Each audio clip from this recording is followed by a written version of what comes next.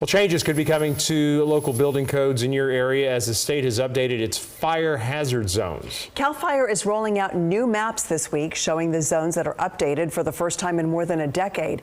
We have team coverage of how this could affect this area. We start with KCRA 3's Jason Marks showing us some of the changes. Well, this comes after Governor Newsom issued an executive order last week asking for these updated hazard maps from the state fire marshal. The maps show which areas are most vulnerable to wildfire with ratings of moderate to very high. This afternoon, we spoke with Daniel Berlant, the state fire marshal, about the biggest impacts communities will see because of these updated maps. The size of the streets to ensure we have adequate evacuations in case of a wildfire, the needed water supply for that community, green belts that help keep the fire out of a forested area into a community, the construction materials of the home itself, and the need for defensible space. Taking a look at some of the biggest changes so far in our area, we're going to start in Placer County and take a look at those areas in bright yellow. About 40,000 acres are being added into the moderate category, mostly in unincorporated parts of the county.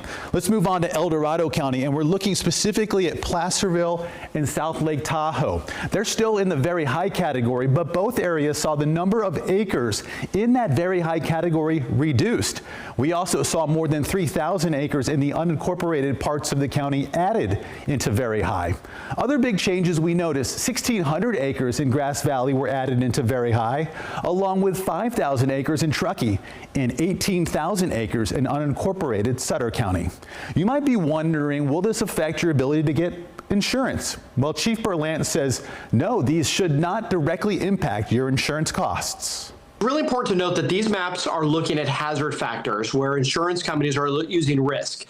And so while many of the factors that insurance companies include in their risk modeling incorporates the same factors we're mapping, they're including a lot of additional elements. And so that is why we know that these maps are not really used by insurance companies to determine who they're going to insure. Now that these maps have been released, the cities and counties have 120 days to create local rules to reflect them. This is only the first batch of county maps. We can expect to see more released over the next couple months. Now back to you. All right, many homes and businesses in Placer County are now in this fire zone map for the first time. And KCRA 3's Michelle Bandor continues our team coverage out of Rockland.